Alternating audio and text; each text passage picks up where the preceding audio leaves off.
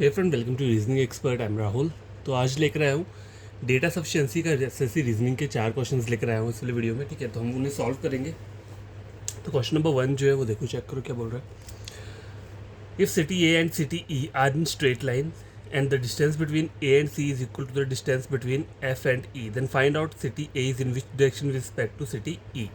ठीक है, आपको बताना है सिटी ए का डायरेक्शन। ठीक है, सिटी ए का डायरेक्शन बताना है विद रिस्पेक्ट टू सिटी ई। इसका मतलब क्या है कि सिटी ई से हमें चेक करना है कि सिटी ए का डायरेक्शन किस वाली साइड है। अब डायरेक्शन में क्या होता है, आपको ये चीज़ पता होनी चाहिए, ईस्ट वेस्ट और नॉर्थ साउथ। और बीच वाली डायरेक्शन की रहती है north east, north west, south east, और ये होगी साउथ वेस्ट। ठीक है, तो ये मैंने यहाँ पे ड्रॉ कर दिया। अब क्वेश्चन सॉल्व कहाँ से स्टार्ट करना है, यहाँ से जो फर्स्ट सेकंड और थर्ड क्या दिए हमें स्टेटमेंट दिए। तो देखेंगे हम इसमें कि हमें सारी स्टेटमेंट चाहिए ये डायरेक्शन निकालने के लिए सिटी ए वाला जो है। ठीक है, तो देखो A is the north of F. F के नॉर्थ में देखो, एफ ये मान लिया, इसके नॉर्थ में मैंने क्या मान लिया, ए मान लिया, और इसको मैंने एफ मान लिया। ठीक है, और आगे बोला है which is to the west of C. तो ये विच वर्ड किसके लिए यूज हुआ है, सेकेंड पर्सन के लिए। हु, हुम, विच। देखो एंड, बट या फिर वाइल दिया होगा, ये होता है फर्स्ट पर्सन के लिए। ठीक है, और हु, होम और विच अगर ये वर्ड यूज़ किया है तो ये सेकंड पर्सन के लिए यूज़ होता है। अब फर्स्ट पर्सन क्या है, मतलब देखिए यहाँ पे फर्स्ट पर्सन क्या है, ए सब्जेक्ट, ये वाला और ये वाला। फर्स्ट पर्सन ये है और सेकंड पर्सन कौन है, दो जिसका दूसरे का यहाँ पे लिखा हुआ है, एफ लिखा हुआ है। ठीक है, तो इन्हें बोलते हैं यहाँ पे विच वर्ड यूज़ हुआ है एफ के लिए। तो आप इसे रीड कैसे करें, F is to the west of C. F कहाँ पे है, सी के वेस्ट में, तो मुझे सी को यहाँ ड्रॉ करना पड़ेगा, तभी इसके वेस्ट में क्या आएगा, एफ आएगा। देखो अगर मैं सी को यहाँ ड्रॉ करूँगा तभी वेस्ट में क्या आएगा, एफ आएगा। तो ये वेस्ट ये वाला है। ठीक है, तो यहाँ पे वेस्ट आ गया और सी में को यहाँ पे लेना पड़ेगा। अब देखो क्वेश्चन क्या बोला है, city A is in which direction with respect to city E. अभी तक सिटी ई नहीं आया, तो पहली स्टेटमेंट से तो क्या हुआ, मेरा आंसर नहीं निकलेगा। तो अब देखो मेरे को दूसरी स्टेटमेंट क्या बोल रहा है, A is to the north west of C. तो ये तो मुझे ऐसे ही पता चल रहा है। देखो अगर ये वाला डायग्राम मैं नहीं भी ड्रॉ करूँगा तो A is to the north west of C, ये सी है, सी का नॉर्थ ये है, ये क्या है, ईस्ट है, ये वेस्ट है और ये साउथ है। और नॉर्थ वेस्ट कहाँ पर हुआ, ये वाला। तो ये तो ऑलरेडी नॉर्थ वेस्ट डायरेक्शन बन रही है। ठीक है, तो इसकी ज़रूरत नहीं है मुझे इस वाली स्टेटमेंट की। ठीक है, अब देखो east to the north west of F, east to the north west of F, F ये है। ठीक है, नॉर्थ ईस्ट का है ये, तो नॉर्थ वेस्ट कहाँ पे होगा, ये, तो ये कहाँ पे जाएगा, इस तरीके से जाएगा।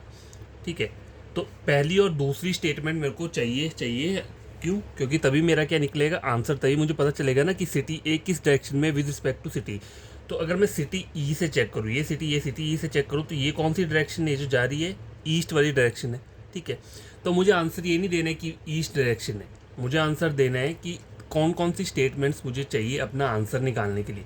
तो मुझे मेरी पहली स्टेटमेंट भी चाहिए थी और दूसरी से मुझे कुछ लेना देना थे नहीं था, क्योंकि सी और ए ऐसे ही क्या बन रहा है, ये A is to the west of C, ये तो ऑटोमेटिकली पहली स्टेटमेंट से ही ड्रॉ हो गया। ठीक है, और एक मुझे थर्ड स्टेटमेंट चाहिए, तब जाके मेरा आंसर जाके क्या हुआ निकलेगा। ठीक है, तो इसका आंसर क्या होगा आपका, only first and third statements are necessary to answer the question. मैंने यहाँ पे ऑप्शन नहीं दिया है। ठीक है, ऑप्शन होगा तो यही दिया होगा, क्या दिया होगा, only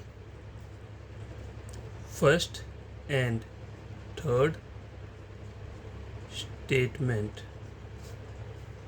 are necessary to answer the question। ठीक है, ऐसा वाला ऑप्शन रहेगा, क्योंकि मुझे पहली और थर्ड स्टेटमेंट से ही क्या मेरा आंसर निकलेगा। अगर मैं सेकंड को रख भी लूँगा यहाँ पे उससे कुछ फ़र्क नहीं पड़ता है। ठीक है, क्योंकि वो मेरा सेकंड स्टेटमेंट पहले से ही ड्रॉ हो जा रहा है। तो यार देखो पहला क्वेश्चन जो है वो सॉल्व हो चुका है, तो हम पढ़ेंगे सेकंड वाला।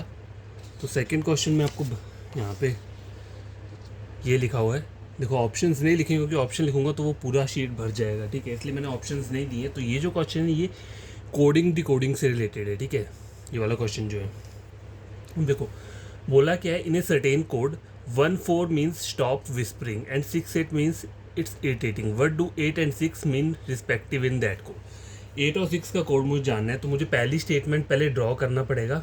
देखो 1, 6 और 7 दिया हुआ है। ठीक है, इसका मतलब क्या है, स्टॉप इरिटेटिंग मी। ठीक है, स्टॉप इरिटेटिंग नहीं लिखा हुआ है यहाँ पे।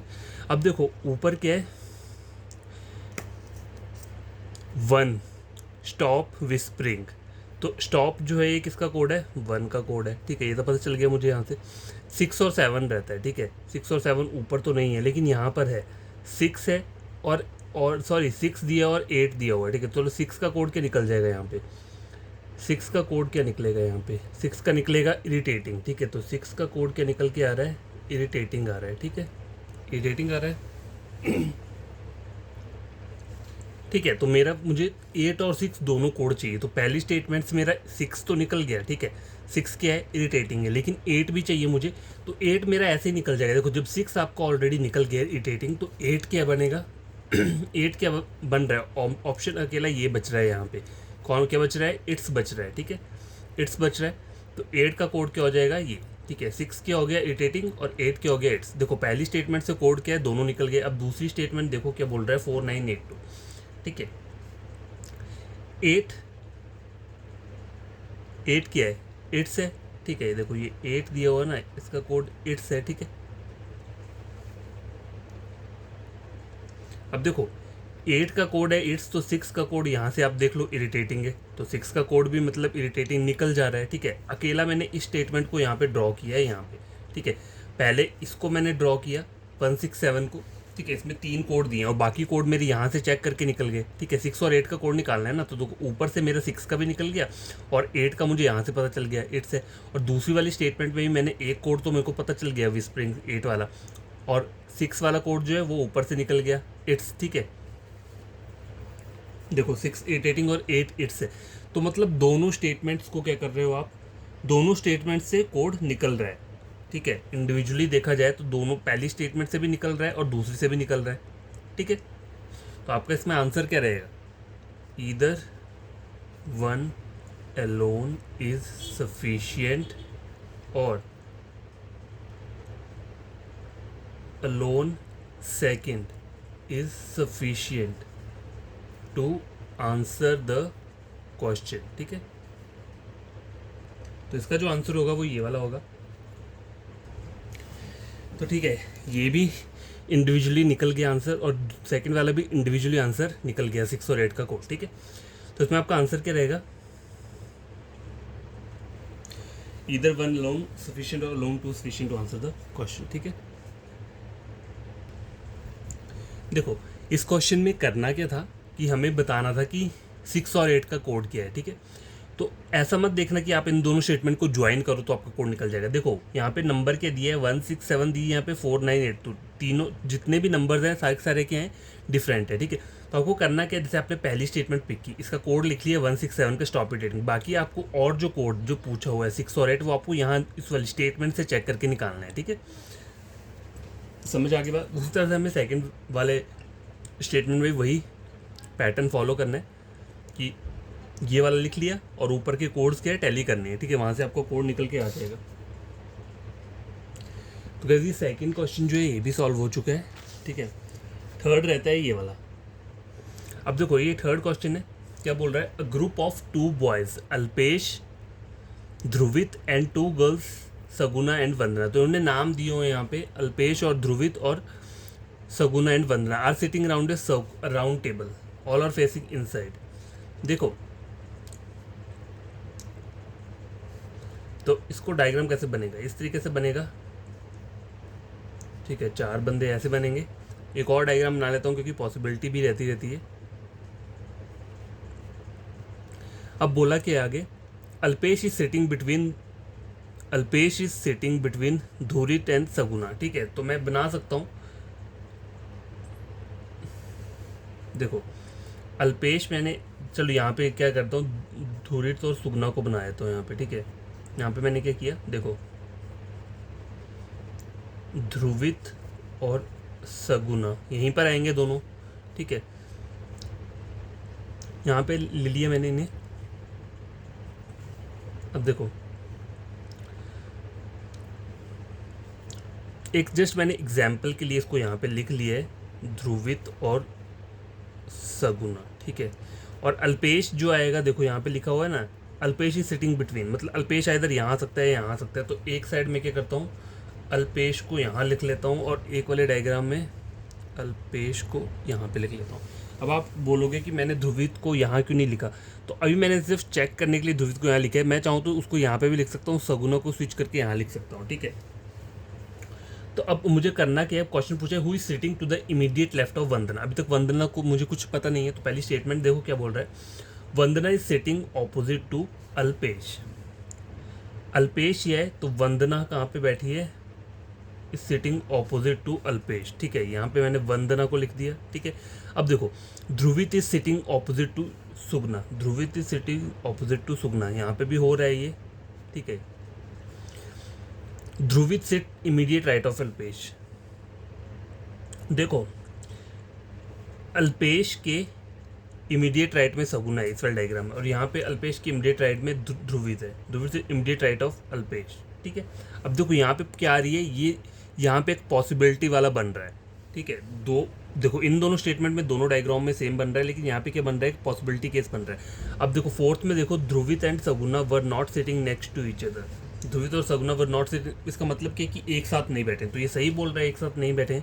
अब देखो फिफ्थ ऑप्शन बोल रहा है नन ऑफ दिस। तो क्वेश्चन पूछा क्या है आपको, which of the following option is additionally required to answer the question, ठीक है। इनमें से मतलब 1 2 3 4 में से कौन सा ऐसा ऑप्शन है जिसको एडिशनल ऐड किया है आंसर देने के लिए, क्वेश्चन को आंसर देने के लिए, ठीक है। अब देखो who is sitting to the immediate left of Vandana, तो वंदना के इमीडिएट लेफ्ट में अल्पेश है, तो मुझको ये वाला स्टेटमेंट भी चाहिए, ठीक है। ये भी इसके अकॉर्डिंग है, Dhruvit sitting opposite to Saguna, ठीक है। और Dhruvit and Saguna sitting next not sitting next to each other, ये भी सही है। अब देखो यहाँ पे देखो Dhruvit sit immediate right of Alpesh.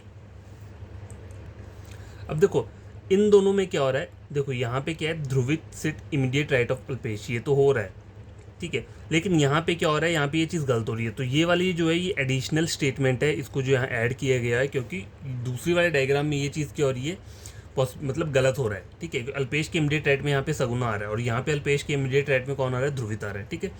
तो ये जो है ये एडिशनल स्टेटमेंट है यहाँ पे, ठीक है।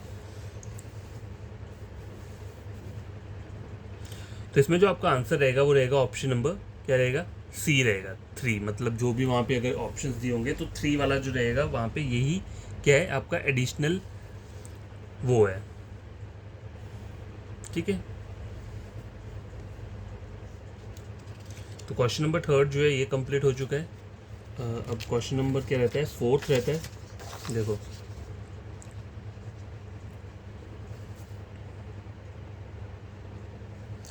6 पीपल बोला हुआ है, were sitting around a circular table facing inside, ठीक है। तो सबके फेस कर रहे हैं, इनसाइड को फेस कर रहे हैं, तो 6 पर्सन कैसे बनाओगे, 1 2 3 4 5 6, ठीक है। ऐसे 1 2 ये 3 ये 4 और ये 5 और ये 6, ठीक है।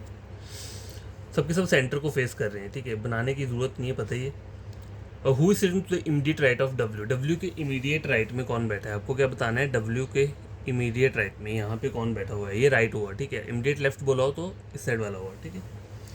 पहला पॉइंट क्या बोल रहा है, K is sitting second to the left of W, K is sitting second to the left of W, तो मैंने इस तरीके से बना दिया।